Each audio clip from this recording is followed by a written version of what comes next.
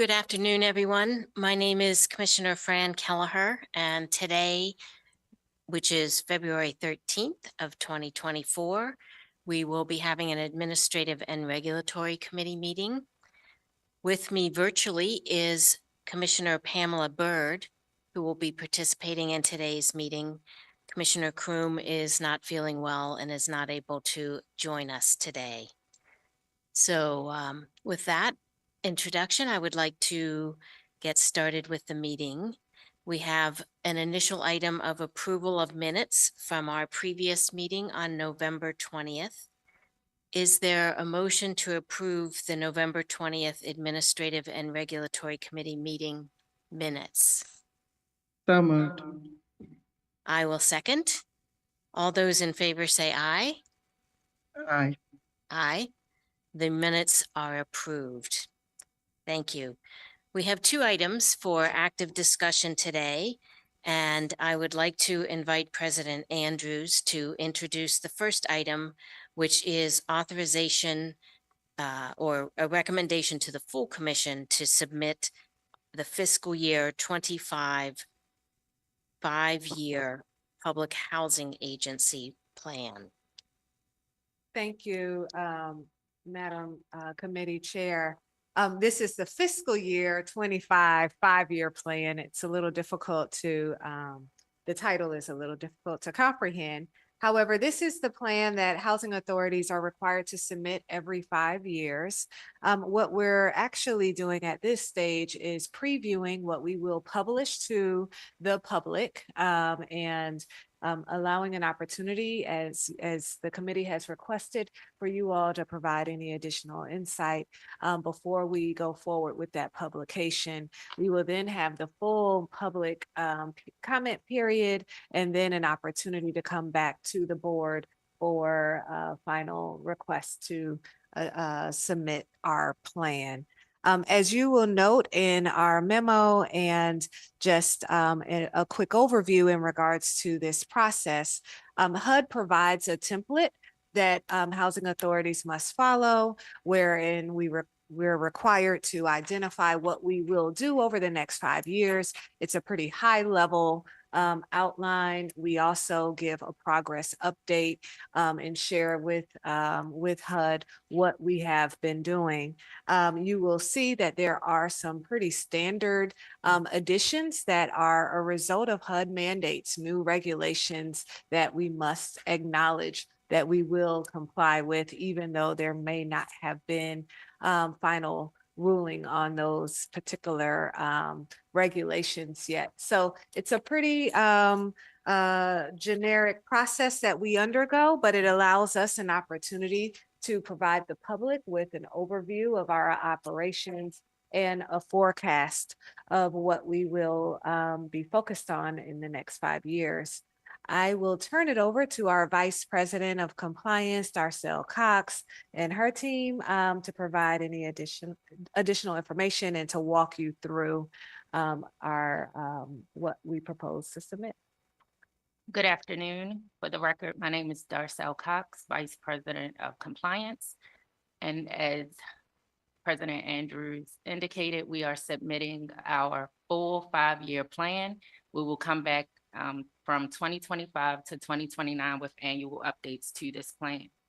HOC has 3 overarching goals: expanding affordable housing in Montgomery County, enhancing the lives we touch through supportive services and partnerships, and excelling as a world-class organization. I'll provide some highlights of the 5-year plan. Some agency goals. Agency goals include the development of affordable housing through acquisition, renovations, and new construction by leveraging creative financing solutions. This includes HOC's collaboration with Montgomery County government, which created a $100 million revolving housing production fund expected to create approximately 6,000 new housing units over the next 20 years. I would like to note that this is a correction from the written plan from 5 years to 20 years, and we will make that update before presenting to the full commission. HOC is exploring new ways to use local funding to expand the housing subsidies. HOC will continue to deliver affordable housing through renovations of existing properties within our portfolio and new construction projects by leveraging creative financing solutions. Another one of these solutions could be the Nonprofit Preservation Fund. As a major supportive service, HOC seeks to bolster its federally funded Fatherhood Initiative program, promoting family stability within our communities. Another high-level update is public housing. While HOC no longer owns or operates public housing, it intends to connect future developments with two subsidies through the use of HUD's Fair Cloth to Red program. The first of such projects is Springvale Terrace, which will provide up to 48 subsidies. So under our housing choice voucher program, we're planning to implement updates through HOCMA, the Housing Opportunity through Modernization Act of 2016, as well as implementing the new national standards for physical inspections of real estate inspection standards set to replace the current housing quality standards. This is all under inspections. The Housing Resources Division is also always seeking to expand its housing choice voucher and project-based voucher programs. The Housing Resources Division monitors notices of funding availability announcements from HUD. So some of the HOCMA updates that we plan to implement are new asset limits over 100,000 or those who own real property. PHAs must enforce the new admissions, and we also have the flexibility to enforce this with existing families. Some other HOCMA updates are annual deductions, dependent deductions, which is currently set at $480 and it will now be adjusted annually. The elderly disabled deduction previously set at $400 annually will now be set at $525 for 2024 and will be adjusted annually. Income from assets is another update. Imputed income will only be factored in for the net family assets when they exceed $50,000. The amount was previously $5,000. So that's a significant change there. And there are other updates that will be outlined as well. Development and other affordable housing opportunities. Real estate development has 4 projects in the pipeline, which will provide a total of 634 affordable units. HOC's Wheaton Gateway project is also expected to produce a total of approximately 770 units, but this project is currently in the early stages. Things may change. Some of our agency progress for our last 5-year plan, 2020 through 2024. From fiscal year 2014 to 2020, HOC completed its rental assistance demonstration conversion of public housing subsidies to more efficient forms of subsidy in the form of Section 8 project-based rental assistance and project-based vouchers, which included 877 units over 11 properties.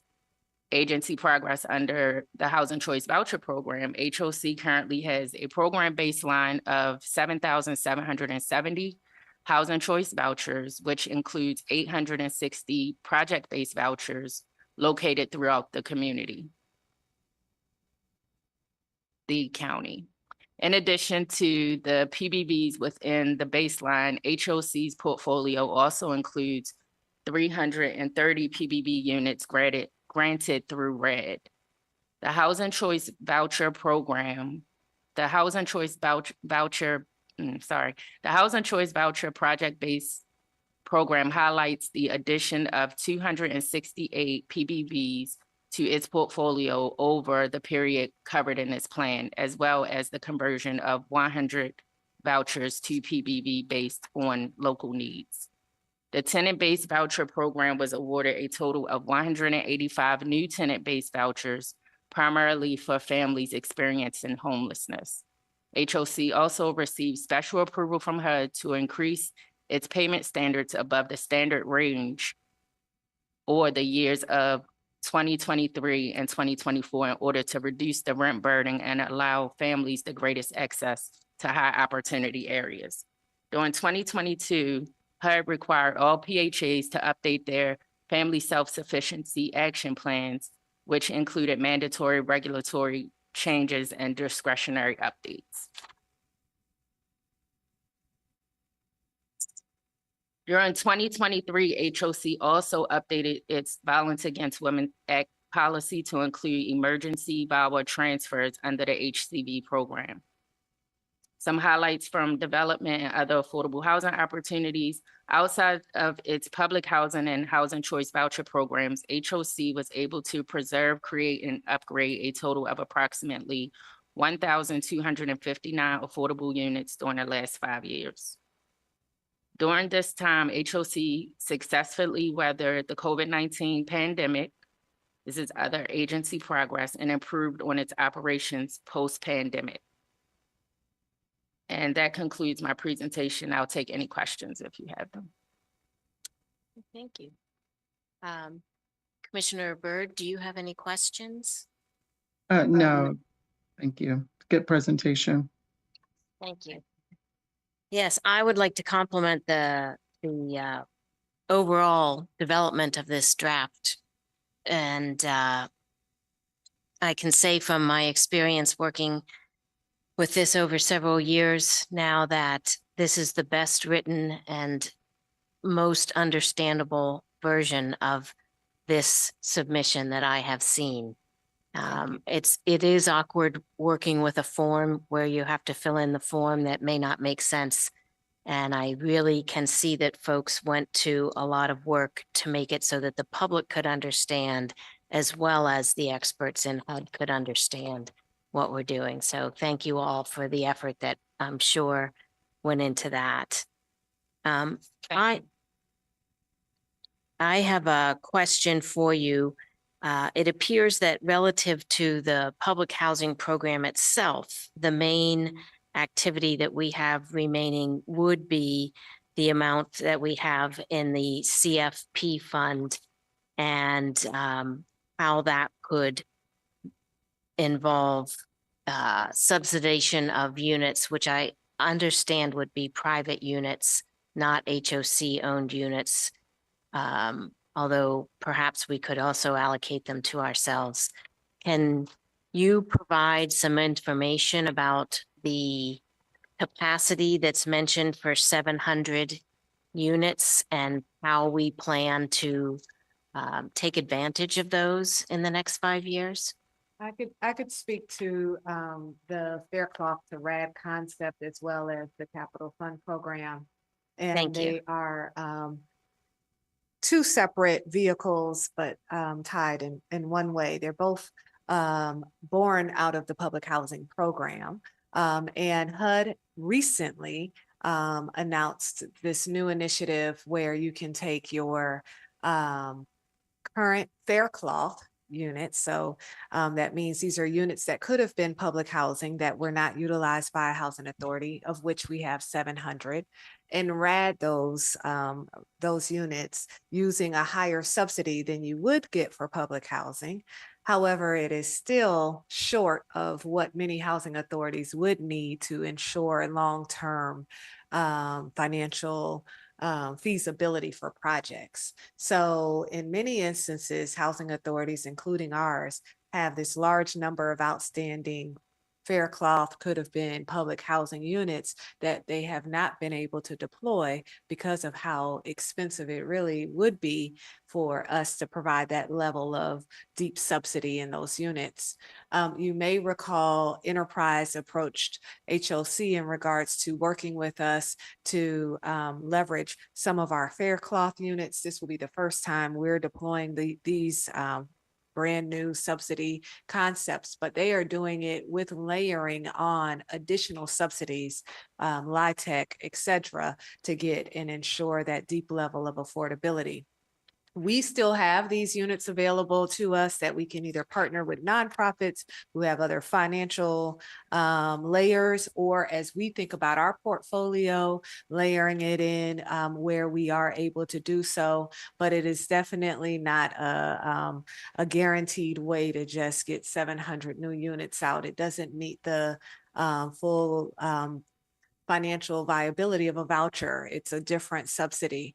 The funds that we do have in our account, the capital fund program, is additional funds from when we wound down the public housing program, and it is approximately $280,000. My understanding is there may be an additional 25,000 that is put into this fund on an annual basis. And that those resources can be deployed for a development project. And I would have to look to my team to understand if it must be tied to Faircloth, another public housing kind of subsidy in order to deploy those resources. But it is focused on the capital, not the operations. And it's, nominal, $280,000. And as you've, I think, indicated many times, the capital funds that are currently being allocated from HUD continues to deplete almost to nothing. So it's not something that we think will be a huge viable source moving forward. But there are constant discussions at different convenings with HUD and HUD personnel in regards to reimagining the Faircloth to RAD program, how to leverage additional resources for that program so that the subsidies can actually meet the needs for both the development and ongoing operations. Great. Thank you for that clarification. And I can see how at 280,000, that funding is not going to provide Yes. 700 units. No. It's not going to come close. No. So I understand the issue now of you have the capacity for a number of units, but not the funds. Yes. And that is tied to federal funding, which has been decreasing dramatically. Yes. Yes. Okay. Well, thank you for the clarification. Keep us posted if you find out from HUD that there's going to be any change that could enable us to make better use of those. Yes. And that can be a future meeting. Yes. Okay, great. Thank you. Let's see. You clarified my question about HOTMA in terms of what it is working on there. And I just wanted to mention that with the furthering of fair housing, I have been very impressed with the work the staff has been doing it over the last 6 months to year in terms of people to whom we issue vouchers who have difficulty finding an actual place to rent. And in a couple of cases, it seems almost every month, somebody is referred for legal assistance because they may have run into a situation related to discrimination. And so I don't know if that fits within this category or not, but I just bring that up in case that's another item that we may want to include here. I think that is it in terms of major questions I had. I understand that we are looking towards a public hearing in April after our 45 days of having this posted and available and open to the public. So, okay, great. We'll look forward to that then. With that, then is there a motion that we support the staff publishing this as our public notice of our next 5-year public housing plan to be So submitted? moved. I second. All those in favor say aye. Aye. Aye. Great. Thank you all. Thank you. I know there's a ton of work that goes into something that we only spent 15 minutes of the meeting on, but thank you for all of the work that went into that.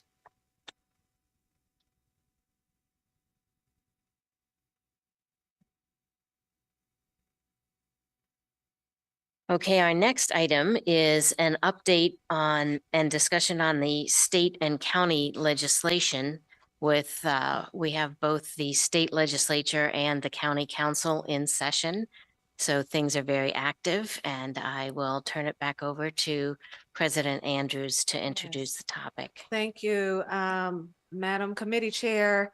I know you've asked us to look at legislation that's been introduced, both local as well as state, to provide an update to the committee. Of course, we also, it's a moving target. So as updates continue to come in, we will ensure that the full commission is apprised and continue to provide legislative updates at the commission meetings as well. But I think today we wanted an opportunity to really spend some time with you all to delve a little deeper and share where we currently are. And I do think it's pretty timely. I think on Thursday, we will be headed to Annapolis on Housing Lobby Day to also advocate for additional resources. So looking forward to joining some commissioners and our resident advisory board and staff in that effort.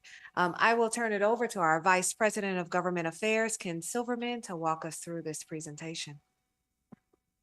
Thank you, President Andrews. Thank you, Chair Kelleher and Commissioner Byrd. So what we thought we would do today, following the discussion that we had with the commission last week, was really try to zoom in on the land use piece of the housing discussion and some of the legislation that's out there looking to address some of the barriers to our ability to deliver affordable housing, as well as more generally housing supply. So we starting with a deeper dive on HB 538, which is the governor's land use bill. For context, this was one of 3 bills that the governor introduced that are really his headline housing bills this session. And this one has been certainly the most controversial. And in particular, the idea that the state is preempting some of the local authority on zoning and development review. And there's certainly been some pushback on that. I will say, I think as folks across the state have started to understand the bill better, the temperature has come down a little bit because when you look at the, as we go through the actual text of the bill, it really is a little bit more narrowly targeted than maybe some people feared or hoped, depending on your perspective. So next slide, please. So I wanted to start, the bill talks a lot about density, and I'm not a planner or a developer, but I got a lot of this information from our planning department colleagues, and just wanted to give like a very quick planning 101 or the best I can do there. So when we talk about density, particularly when we're talking about larger projects in urban areas, we're really talking about floor area ratio. And you can see the graphic on the right there, kind of depicts. So if you have a 1.0 FAR, then you could cover 100% of the lot with 1 floor. You could cover 50% of the lot with 2 floors. You could cover 25% of the lot with 4 floors. And that's how this, that's the primary mechanism for that the county uses and we use across the state and across the country to regulate density. And of course, there are a number of other, rules, regulations, design guidelines that come into play. So you generally cannot cover 100% of a lot because you have setbacks. You have to have driveways and parking. You have to have, green area. You need room for utilities. And so all of those things constrain the ability to use the density that you might have. And then there are also often height limits. And so that's the other piece that can really come into play. And I think, one thing that we heard a lot about, particularly in my experience in the Bethesda sector plan, is that when you have a density that's very close to the height limit that you put on a property, that's how you end up with these very boxy buildings that really end up looking like the ones in the picture there, because you really just don't have the space if you want to maximize your density to do anything interesting architecturally. So when you allow higher buildings, you have the ability to then have a more interesting skyline. And then in less dense areas like single family or detached communities, density, often we talk about it in terms of like units per acre. It's often not a limit. It's often a result that you back out of the minimum lot size requirements, the setback requirements, the height limits, and the 1 unit per lot requirements. And then you can kind of take what all that gives you and say, okay, well, given all those requirements, you can fit this many units per acre. So next slide, please. I think another very, important foundational point is that in Montgomery County, we have 2 paths for development. So there's standard method. So this would be generally smaller projects. Goes directly to building permit, but you have very little flexibility to deviate from very strict guidelines. And in the commercial residential zones, in urban areas, the sort of density limit and height limits for standard method are often much lower than what you're able to get if you go to the optional method. The optional method of development requires you to go through the planning board. It is a much, much more intensive process, requires public hearings, requires Years of time, what's that? years of time. Sometimes years of time, exactly. And so, and sometimes there's multiple stages. So you could have a sketch plan, a preliminary plan, then a site plan, where it gets kind of more detailed at each stage. But the other side of that is you get access to much higher densities. You get to use tools like bonus densities, like density averaging, where if you have sites that you want to combine, like our TDR program, which relates to the agricultural reserve, where you're taking density from the rural areas and landing them in urban areas.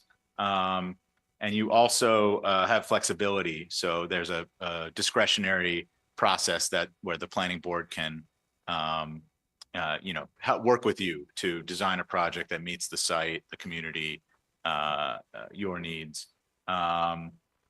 So this is what we, HOC primarily uses for its larger projects, and is, any larger project is going to move forward. That does apply to large single family or townhouse developments as well. They'll often use optional method because they do still get some additional density and primarily additional flexibility to be able to, for example, concentrate green area in one space and then maybe have smaller lots or, things like that. Next slide, please. So zooming in even a little further to talk about bonus density for affordable housing. So this is one of the main provisions of the governor's bill. I'm going to do the bottom first, and then I'll do the top. So the governor's bill would require that all local jurisdictions, it actually doesn't require the local jurisdiction to do anything. It just mandates that every project would be entitled to 30% bonus density if they're a qualifying project. So qualifying project means that they are nonprofit, and that they meet one of these 2 criteria. So they're on a state campus, and that's a narrow definition. We have a list of all of the state campuses, and that they contain at least 50% of units at or below 60% of AMI. Or I think more relevant to Montgomery County, if they are within 1 mile of a rail station, and that would include Purple Line, MARC, and Metro. And they contain at least 25% of units at or below 60% of AMI. It defines affordable as spending no more than 30% of income on rent. That's going to be important when we do kind of a conversion to MPDUs, which I'll talk about in a second. This is for areas that are zoned for mixed use or multifamily development.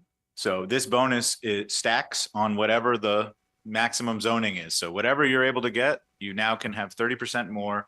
And then there's some rules about that are designed to try to prevent the locality from impinging in other ways. So you have to allow additional height. You have to allow additional lot coverage. You can't have these other restrictions that stop you from being able to use this additional density. Looking at the Montgomery County law, we already have a bonus density program that's actually quite a bit more generous than what the state is mandating. A key element is that some area it kicks in when you get above the minimum required MPDUs. And we have some areas of our county that require 15% MPDUs. Some areas require 12.5%. Some of those were set in the master plans, but we also have a law that was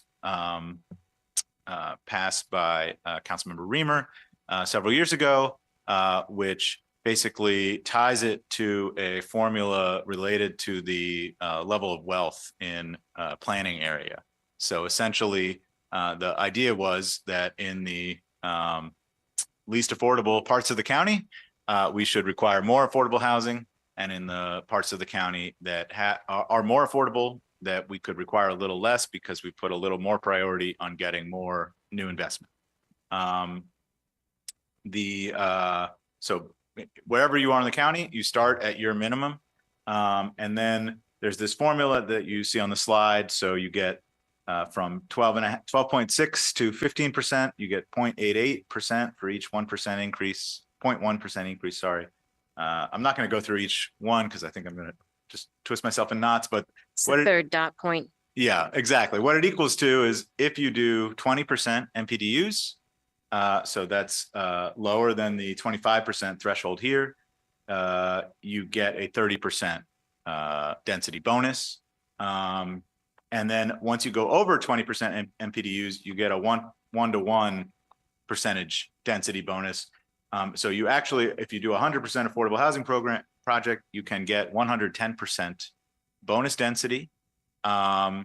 This formula was tweaked in the zoning rewrite that the council did several years ago. And in the previous version, you actually could get, essentially had unlimited density for projects that were 100% affordable because of the way that formula worked. And to try to recreate that to some degree in 2022, the council passed a change that provided that you can still get the 110% bonus, but if you are in a CR or CRT zone, and let's say the zoned density is 1.0, then with that 110%, you would have 2.1, but you now are entitled to go up to 2.5 FAR. Or if you're 0.6, I'm not going to try that math again, but you would still get to go to 2.5 FAR for 100% affordable properties. So as you can see, that's quite a bit more generous and far-reaching than what the state is proposing. The other wrinkle here is that MPDUs are calculated based on 60%. 25. So it's for mid-rise apartments, it's 65%. They're supposed to be affordable to 65% AMI, but affordable is defined as spending 25% of your income on housing, which deviates from what most of the federal programs and the state uses, 30%. But the idea is that actually our MPDU program at 65% is more or less equivalent to 25% at 60% AMI if you're using the 30% of income. So I know that's all hard to follow, but the idea is that it's not quite apples to apples. I know that the county intends to propose an amendment that would basically say, 25% of units at or below 60% of AMI or enrolled in an equivalent, local program. So that, MPDUs would count towards that bonus density. That's just one other element I wanted to note. So, and I think, this is all particularly relevant because if this bill were to pass or some version of it, the next step would be for the county to then look at their zoning code and update it to accommodate this. And so the real question would be, do they allow that additional 30% to stack on top of the 110% or, whatever bonus density we have currently, or do they, basically put one line in that says this includes the state bonus, and and then we're, essentially stay at the status quo. Okay. Um, That was a question I was going to ask is the state's bonus on top of our bonus? And absent the county amending its zoning regs, the way the state legislation is written, it would be on top of? Correct. The so- way, yeah, as the bill is introduced, it would be on top of, Our bonus, because it's basically on top of whatever the maximum zoning you're already entitled to. right? So then if the county amends our zoning to say any state bonus density is included, then it really goes back to what the base density was and adds the 30% onto that. Right, yeah, it Effectively. would basically retain the status quo bonus density that we have in the county now. Okay, thank you. Next slide, please. So the other component of the governor's law applies, so, the last 30% bonus density piece applied to multifamily and commercial residential zoning. This piece applies to, areas that are zoned for single family, attached or detached. And again, I'll start at the bottom first. So what the governor's bill requires is that it doesn't provide a bonus density, but it does require that middle housing, and that's the term that the governor's bill uses, be allowed in single family residential zones for those same qualifying properties. So within a mile of a rail station, if you are proposing at least 25% affordable, you would be required to have the option of building these middle housing types that are listed below: duplexes, triplexes, quadplexes, cottage clusters, or townhomes. The county already does have what they call MPDU optional method, which does apply to residential zones. It is very rarely used, as I understand it, and it has been used in large single family or townhome developments. It is an optional method, so it does require that you go through that full site plan process. So that right off the top really makes it infeasible financially to use for, for example, to convert one single family lot to a duplex, to go through this process. The other piece is that the optional method that does allow the use of these some of these other building types only applies to the MPDUs. So it also, another way that it makes it a little bit difficult to use, and only applies to MPDUs that are over the minimum that you're required to complete. But you can see in the table on the right, this is an example for R90, which is one of the more common single family detached sort of larger lot zones that we have. It says the sort of base is that you have to have a 9,000 square foot lot and 30-foot front setback. And so, that 9,000 square foot lot requirement. And then I think it's not in the table, but we have a general lot coverage maximum of 30%. So you can only have a building on 30% of that 9,000 square feet. And you can only build one unit. But on the right, you can see that if you build additional, for every MPDU you build over the required minimum, you're able to build them as smaller attached single family homes with smaller lots, or you can build townhomes. And you can see that they make the lot size variances there. So that is, one way we use. Another county proposal that we have before the council now is the Faith Act, which I spoke about on last week. And this would allow townhomes and multi-unit living. Similar definition, actually allows a little bit denser, apartment, low and mid-rise apartments even, depending on the site, in these detached residential zones as a conditional use. And so that's also, certainly more burdensome than just going and getting your building permit, but quite a bit easier than going through a site plan. And so it may allow those sites, so that's private schools and religious institutions, to be able to build some of those housing types if they have extra land.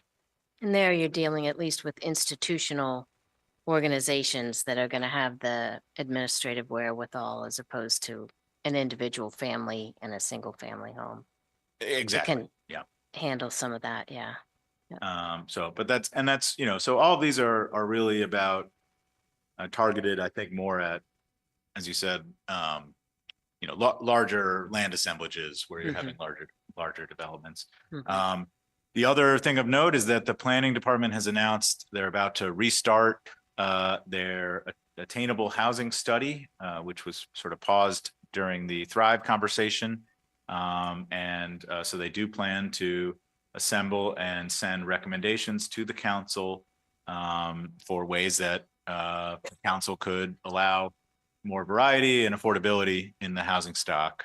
And so there could be some, positive movement there. Next slide, please. So the third piece of the governor's bill is a prohibition on using adequate public facilities ordinances to quote, unreasonably restrict, delay, or deny projects that are funded by LIHTC.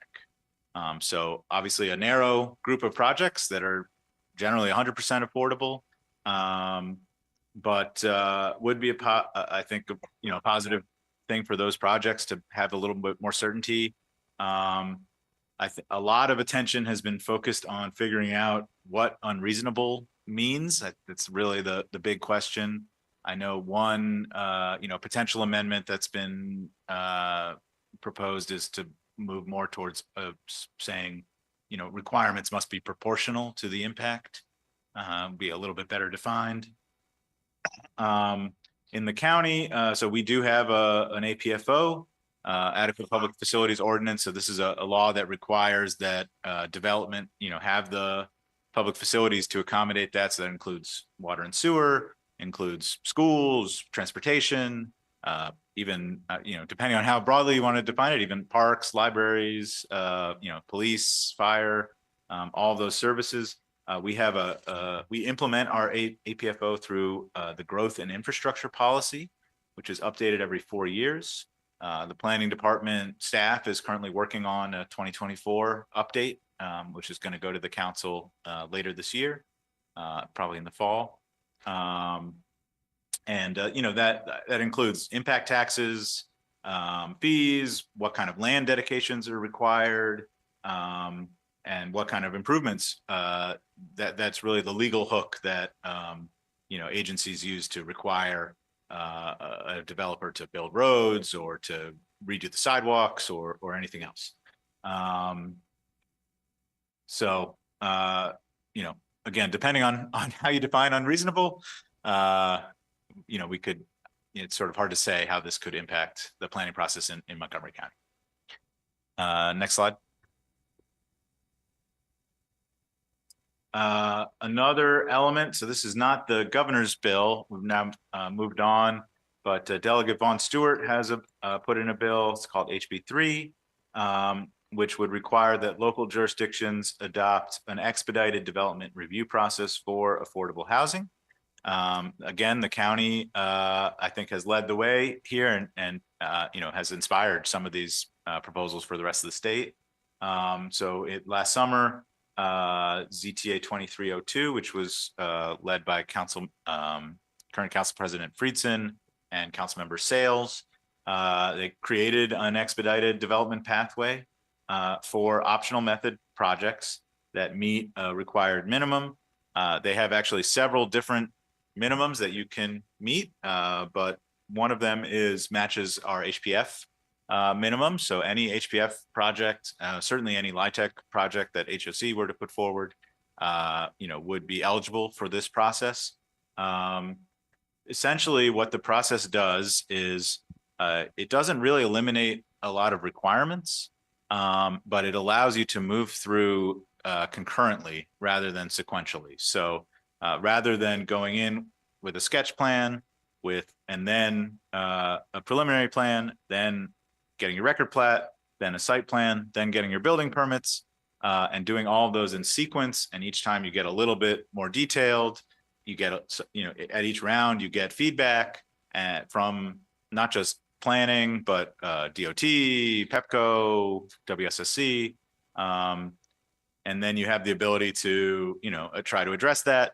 I think I know the complaints from the development community and is that sometimes those comments can change. So you go in at sketch plan, you get a set of comments, and then when you come in for your site plan, many hundreds of thousands of dollars and months later, all of a sudden they want some new requirement that wasn't mentioned before, or there's been staff turnover or whatever else. So this process would create a new plan type where you are able to basically do all of that at once.